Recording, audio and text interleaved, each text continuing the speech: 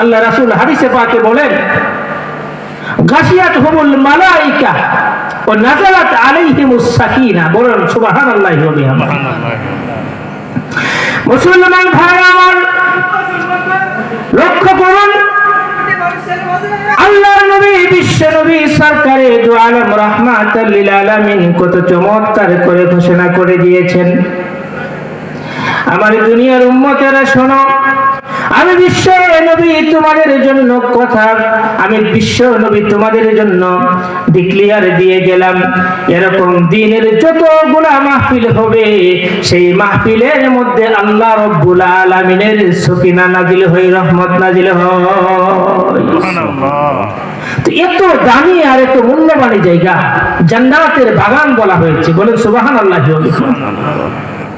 সম্মানিত সুধী, এখনো যারা আমরা এদিক সেদিক ঘোরাফেরা করতেছি, এখনো আমরা যারা হেলায় খেলায় সময়কে নষ্ট করতেছি, এই সময় এদিক সেদিক নষ্ট না করে সকলের কাছে আমার আকুল আবেদন, সকলেই আপনারা প্যান্ডেলের নিচে এসে আসন গ্রহণ করুন এবং কোরআন ও হাদিসের আলোকে কথাবার্তা শুনুন।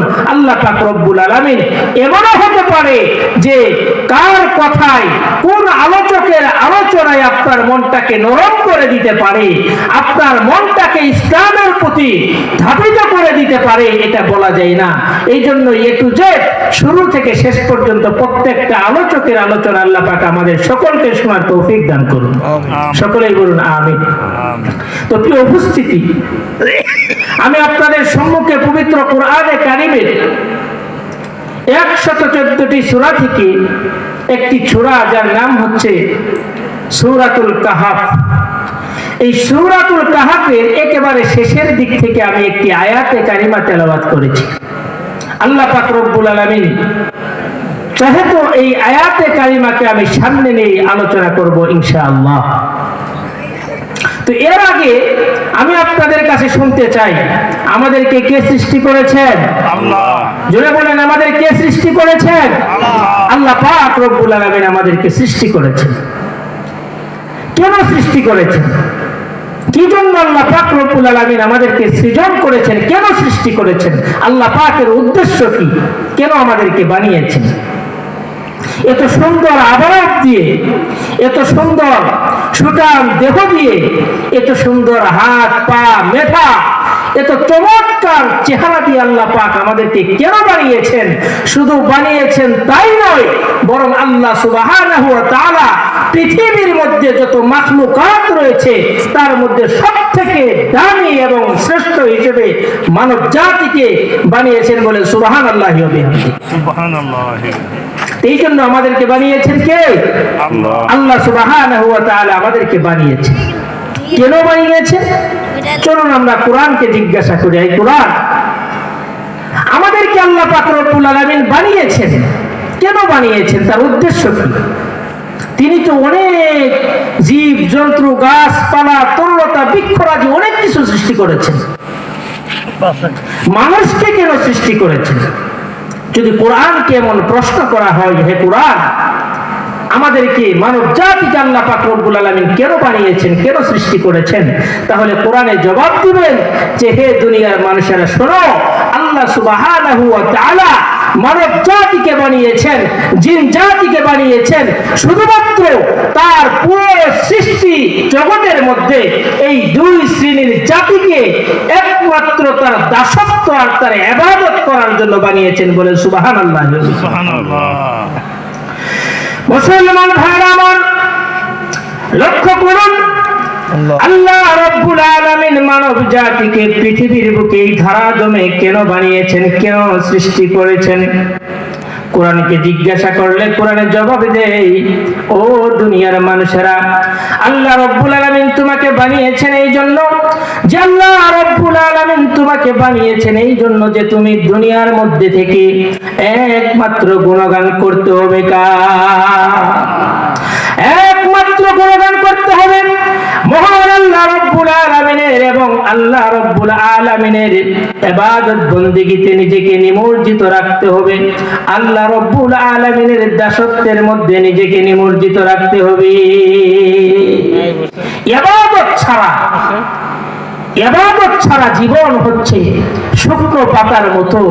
শুকনো পাতা যেরকম বাতাসের সাথে উড়ে উড়ে যেখানে খুশি সেখানেই চলে যায়, কখনো ডাস্টবিনে পড়ে যায়, আবার কখনো নদীর স্রোতে ভেসে এক অঞ্চল থেকে অন্য অঞ্চলে চলে যায়, তার যেমন কোনো হিসাব নেই, তার যেমন কোনো প্রয়োজনীয়তা নেই, ঠিক তেমনি ভাবে ইবাদতবিহীন জীবন, আমলবিহীন জীবন হচ্ছে ওই শুকনো পাতার মতো।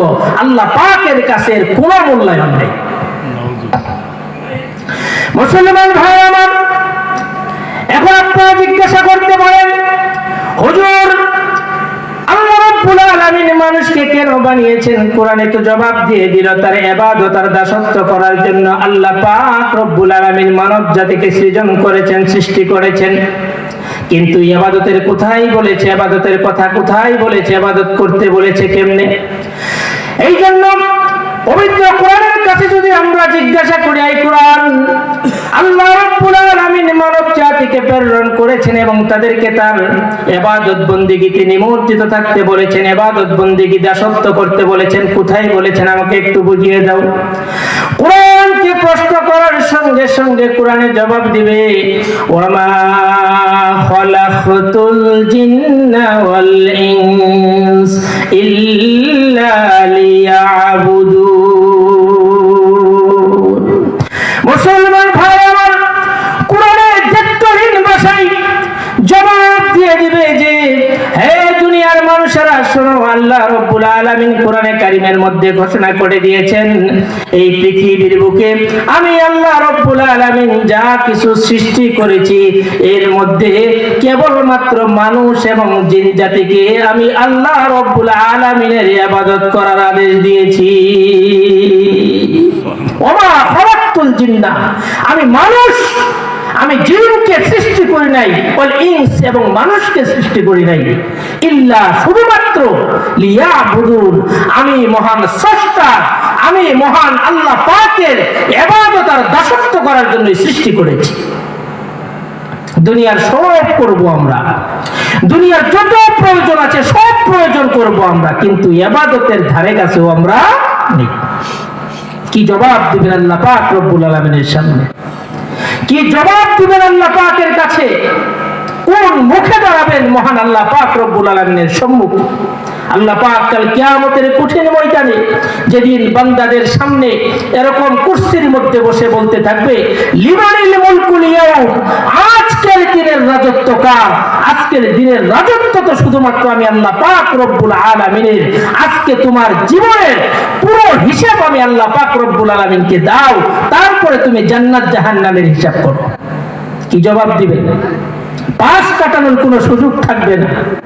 জবাব দেওয়ার আল্লাহ পাক রব্বুল আলামিন যাকে হিসাবের কাঠগড়ায় দাঁড় করাবেন তার বাঁচার কোনো উপায় থাকবে না।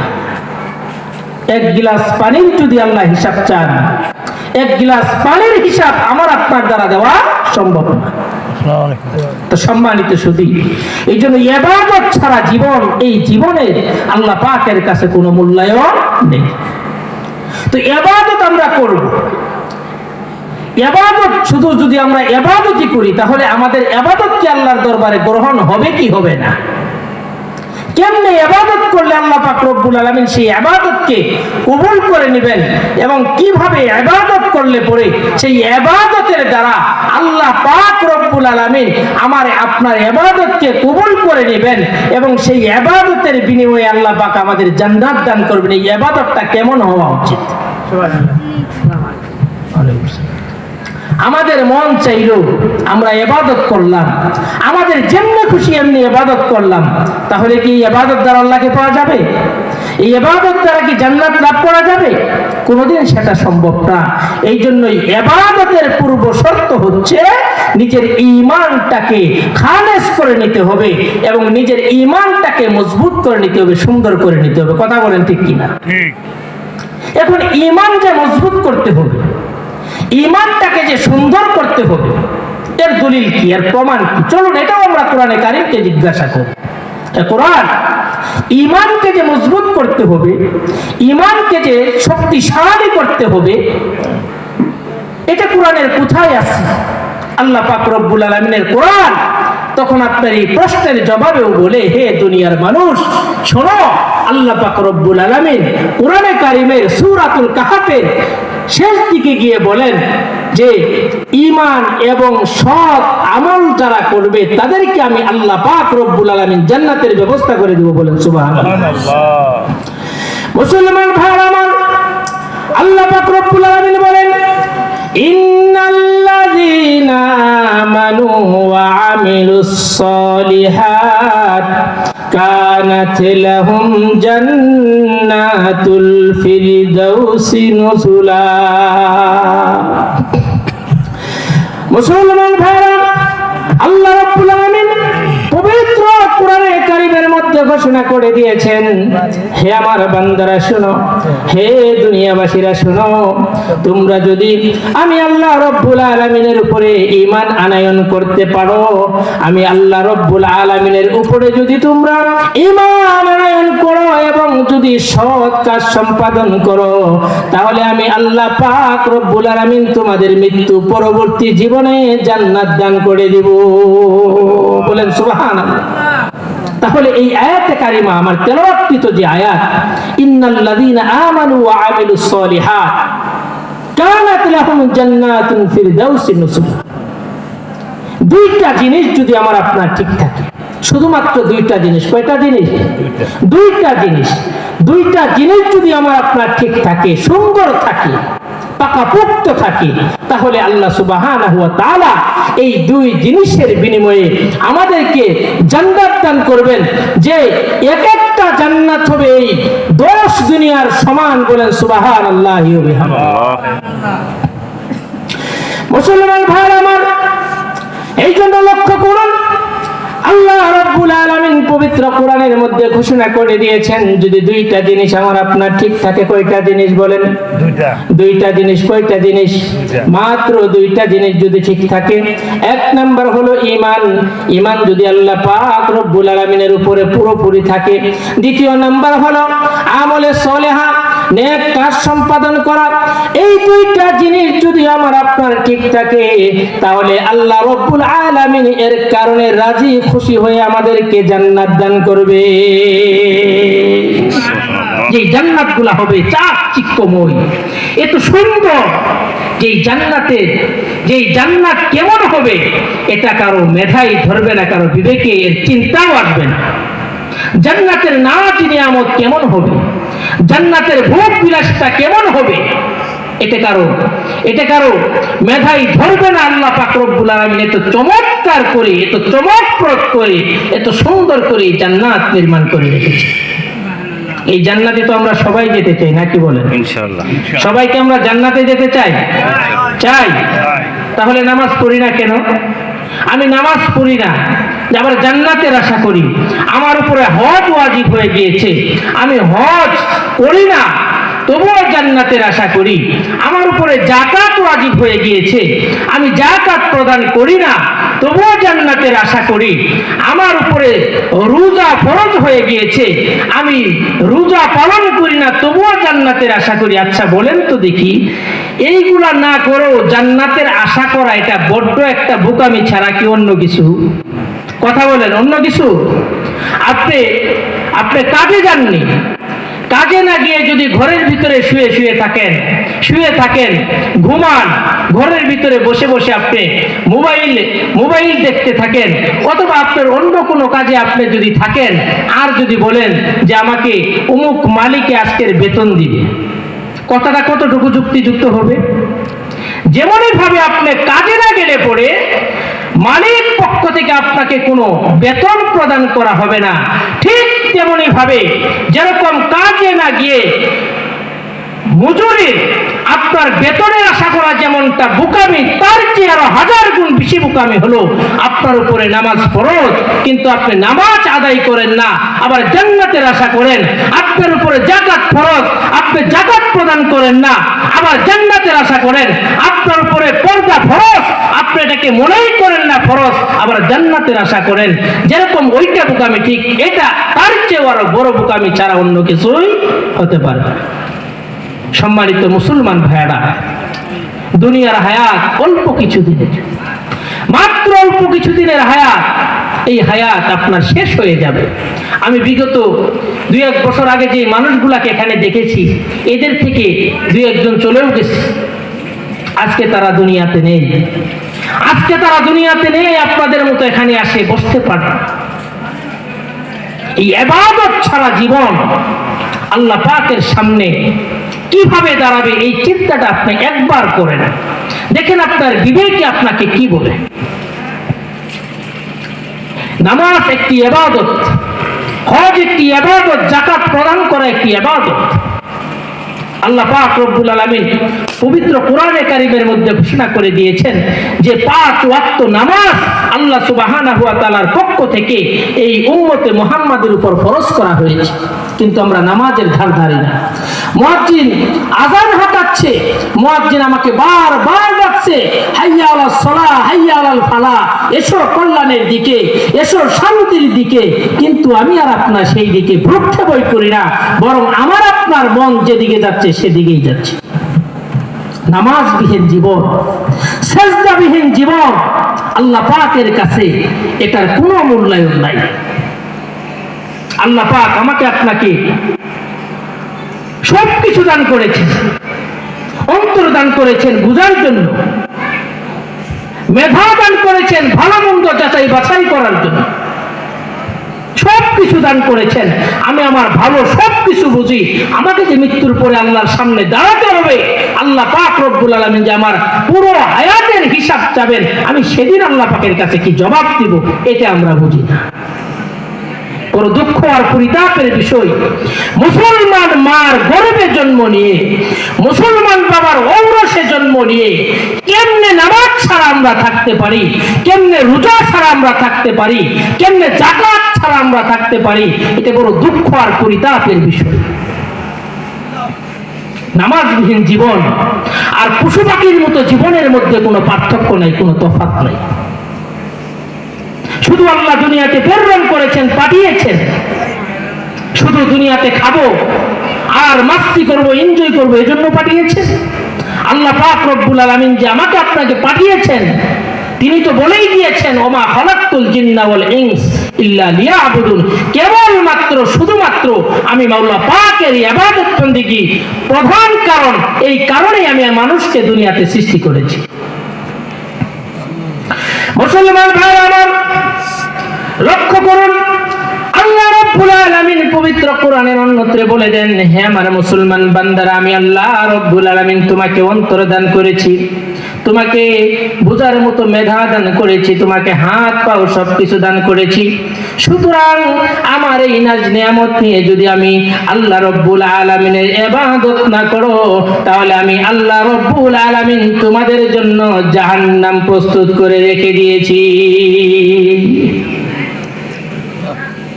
وَلَقَدْ ذَرَأْنَا لِجَهَنَّمَ كَثِيرًا مِنَ الْجِنِّ وَالْإِنسِ لَهُمْ قُلُوبٌ لَا يَفْقَهُونَ بِهَا وَلَهُمْ أَعْيُنٌ لَا يُبْصِرُونَ بِهَا وَلَهُمْ آذَانٌ لَا يَسْمَعُونَ بِهَا كالأنعام بل هم أضل أولئك هم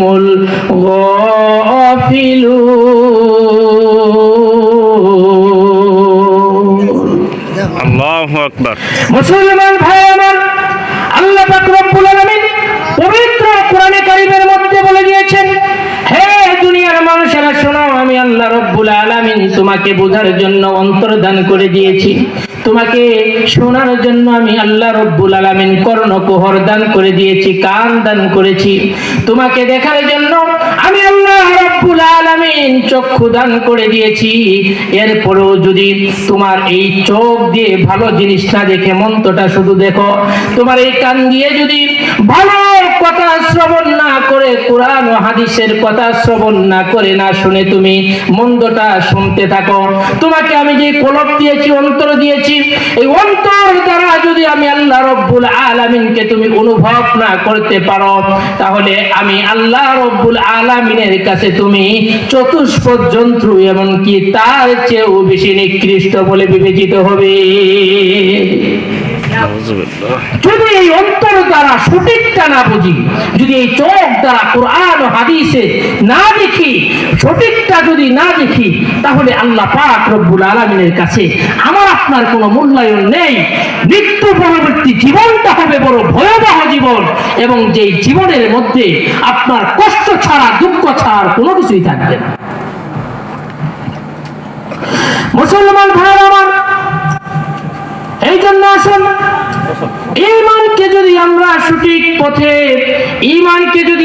সঠিক পথে ব্যয় করতে পারি, আমাদের ঈমানটা যদি চমৎকার হয়ে যায়, আমাদের ঈমানটা যদি পাকাপোক্ত হয়ে যায়, আসিয়ার ঈমানের মতো হয়ে যায়, আব্দুল্লাহ যুল বাজদাইনের ঈমানের মতো হয়ে যায়, আমাদের ঈমানটা যদি হযরতে বেলাল রাদিয়াল্লাহু তাআলা আনহুর মতো হয়ে যায়, আমাদের ঈমান যদি হযরতে আবু বকর সিদ্দিকের মতো হয়ে যায়, আমাদের ঈমান যদি হযরত আলী কাররামাল্লাহু ওয়াজহার মতো হয়ে যায়, তাহলে এই ঈমান দ্বারা আল্লাহ রব্বুল আলামিন কাল আমাদের জান্নাত দান করে দিবে।